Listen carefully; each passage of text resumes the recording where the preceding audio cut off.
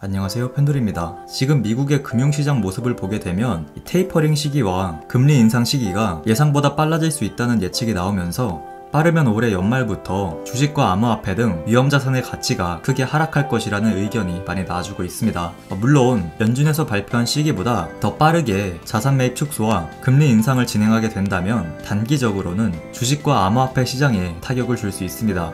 하지만 테이퍼링 시기를 앞당긴다는 것은 그만큼 경기가 살아났다는 것을 의미하기 때문에 장기적으로 보면 주식시장의 호재다 라고 볼 수 있는 것이고, 암호화폐 시장의 경우에는 테이퍼링과 상관없이 다시 상승 랠리를 이어갈 수 있는 호재가 기다리고 있기 때문에 장기적인 시장 방향성에 대해선 걱정하지 않으셔도 된다고 말씀드릴 수 있습니다. 오늘 영상을 통해 암호화폐 시장이 상승으로 전환될 수도 있는 이유에 대해 알려드릴 예정이니까 꼭 끝까지 보시고 투자하시는데 도움되시길 바랍니다.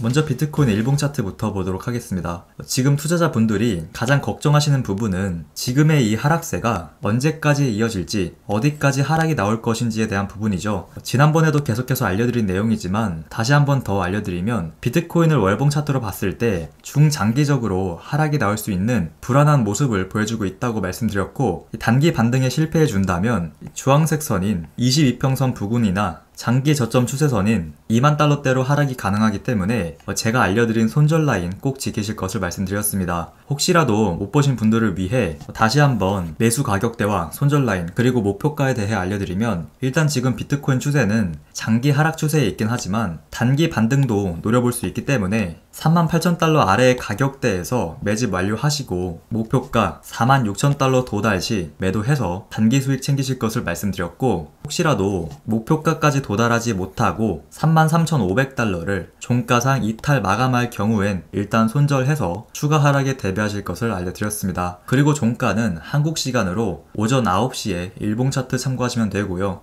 가격은 업비트가 아닌 바이낸스에서 비트코인 달러 가격 참고해야 된다는 점도 기억하시길 바랍니다. 그리고 어제 비트코인 가격이 손절 가격보다 100달러 정도 낮은 33,400달러에 마감이 되면서 이거 손절치고 나와야 되나, 아니면 100달러 정도는 무시해도 되는 건가 고민되셨을 수도 있는데요. 사실 이렇게 100달러 정도만 차이가 나도 손절 가격보다 낮게 종가 마감이 된다면 일단 절반은 매도하는 게 좋습니다. 그 이유는 이렇게 33,500달러나 3만달러, 4만달러처럼 깔끔하게 떨어지는 이런 숫자는 심리적인 영향을 많이 주는 숫자입니다. 뉴스에서도 비트코인 3만달러 붕괴 혹은 4만달러 돌파 이렇게 깔끔하게 떨어지는 단위로 표현을 하지, 비트코인 가격이 32,115달러가 붕괴되었다 이런 말은 사용하지 않죠. 그래서 추가 손실을 방지하기 위해 손절 라인 이탈 시 일단 현금 비중 늘리셔서 리스크 관리하시는 게 좋고, 혹시라도 손절했지만 다시 손절 라인 위로 반등이 나올 경우엔 너무 급하게 매수하는 것보단 일단 관망하다가 이 캔들이 손절 가격보다 위에서 종가 마감될 경우 다시 천천히 분할 매수로 접근하시면 된다고 말씀드릴 수 있습니다. 바로 매수하는 것이 아닌 상황을 더 지켜봐야 되는 이유에 대해 알려드리면, 일단 손절 라인을 이탈했다는 것은 매수보다 매도세가 더 강력했다는 의미를 갖고 있죠. 지난번에도 알려드렸지만 가격이 먼저 움직이고 그 뒤에 호재나 악재 같은 재료가 나온다고 알려드렸습니다. 그래서 손절 라인을 이탈할 경우엔 일단 현금 비중 늘리시고 어떤 악재가 나와주는지 기다려본 뒤에 딱히 큰 악재가 없고 다음날 바로 반등이 나오면서 손절 라인 위의 가격대에서 마감해 준다면 그때 다시 분할 매수로 접근하는 것입니다. 지금 비트코인 가격은 손절 라인 위로 반등이 나와주고 있고, 오늘 캔들이 오전 9시에 33,500달러 위에서 마감된다면 천천히 분할 매수로 다시 재진입하실 것을 추천드립니다. 그리고 이 손절 라인이 중요한 이유에 대해 다시 알려드리면, 제가 방금도 알려드렸지만 지금 비트코인은 중장기 하락 추세가 이어질 수 있는 불안한 모습을 보여주고 있습니다. 그래서 이 손절 라인을 이탈 마감할 경우엔 지금보다 30% 정도 더 하락한 23,000달러대까지 가격 하락이 이어질 수 있기 때문에 손절 라인 꼭 참고하시길 바라고요. 그리고 최근에 경제 관련 뉴스를 보시게 되면 미국의 고용 회복 속도가 더 빨라질 것으로 예측이 되고 물가 상승과 함께 이 테이퍼링 시기가 예상보다 앞당겨질 것이라는 말들이 나와주고 있습니다. 이렇게 된다면 시장에 풀리는 돈이 크게 줄어들게 되면서 주식시장과 암호화폐 시장에도 타격을 받을 것이다 라는 주장이 많이 있는데요.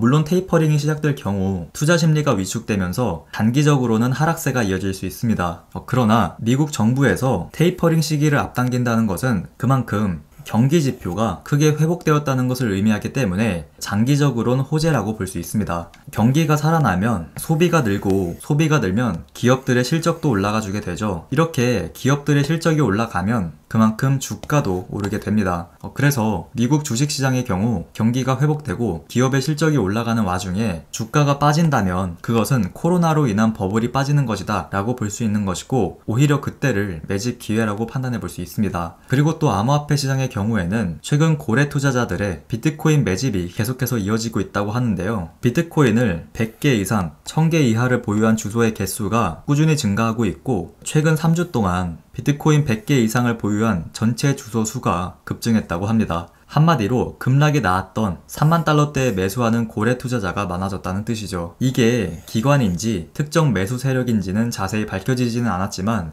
어쨌든 최근 고래 투자자들이 저점 매집을 꾸준히 진행하고 있다는 것을 알 수 있습니다. 그리고 테이퍼링 때문에 비트코인이 하락할 것이다 라고 하는데 방금도 말씀드린 것처럼 이 테이퍼링 신호는 단기 하락을 불러올 수 있겠지만 장기적으로는 호재다 라고 알려드렸죠. 그렇다면 비트코인에는 어떤 호재가 기다리고 있는 것인지 궁금하실 수 있습니다. 비트코인의 가격을 크게 상승시킬 수 있는 소식은 바로 미국의 비트코인 ETF 승인 소식이겠죠. 최근 캐나다에서는 비트코인과 이더리움 ETF 상품이 세계 최초로 출시가 되었고 브라질도 증권거래위원회에서 비트코인 ETF를 승인했는데요. 이제는 미국에서도 비트코인 ETF를 승인시킨다면 상상했던 규모 이상으로 엄청난 자금이 암호화폐 시장에 유입될 것이기 때문에 미국의 비트코인 ETF 승인 소식은 큰 가격 상승을 이끌 수 있는 계기가 될 것이다 라고 말씀드릴 수 있습니다.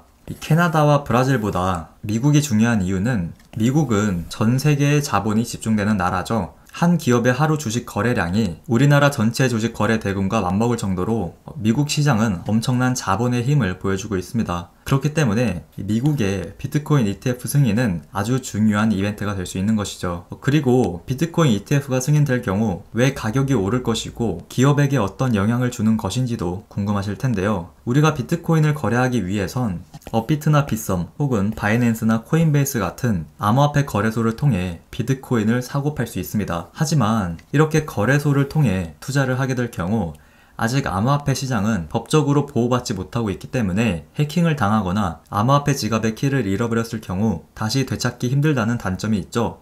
특히 기관 투자자들은 1억, 2억 수준으로 투자하는 게 아니라 100억, 1000억, 조 단위로 투자를 진행하기 때문에 규제를 받지 않는 상품에 투자하는 것은 위험 부담이 클 수밖에 없습니다. 하지만 비트코인 ETF가 승인이 될 경우 기관들은 굳이 업비트나 바이낸스 같은 거래소를 통해 투자하지 않더라도 나스닥이나 뉴욕 증권 거래소 같은 전통적인 시장에서 거래가 가능해지게 됩니다. 한마디로 큰 규모의 자금을 안전하게 투자할 수 있게 된다는 것이죠.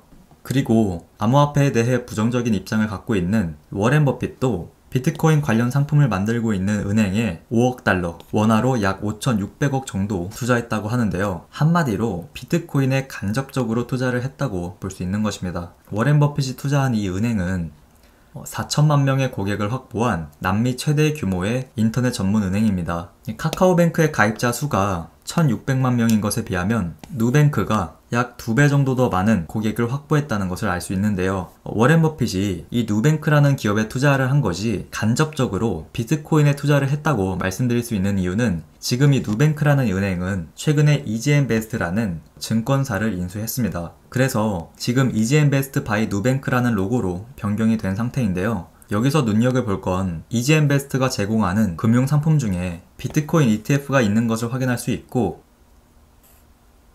누뱅크도 조만간 비트코인 ETF 상품을 출시할 예정이라고 하는데요. 한마디로 이미 비트코인 ETF 상품을 제공하고 있는 이 증권사를 인수해서 자산관리, 금융상품 쪽 부서를 좀 더 탄탄하게 만들겠다는 계획인 것으로 볼 수 있는 것이죠. 여기서 멈추지 않고 누뱅크는 미국 증권 시장에 상장을 계획하고 있는 것으로 알려졌는데요. 이렇게 된다면 워렌 버핏은 누뱅크를 통해 우회적으로 비트코인 관련 사업을 진행한다는 것으로 볼 수 있고, 이 말은 뉴욕 증권거래위원회에서 언젠간 비트코인 ETF를 승인할 것이다 라는 의미로도 해석해 볼 수 있게 되었습니다. 그래서 지금 당장 시장이 좋지 않은 모습을 보여준다 하더라도 장기적으로 보면 앞으로 더 큰 규모의 자금이 들어올 수 있는 상황이 만들어지고 있기 때문에 웬만하면 소액 투자자분들도 꾸준히 관심을 갖고 장기적으로 지켜보실 것을 추천드리고요. 그리고 개인 투자자들의 자금보다 기관들의 자금 규모가 훨씬 더 크기 때문에 다음 상승장은 훨씬 더 높은 상승세를 보여줄 것이다 라고 말씀드릴 수 있습니다.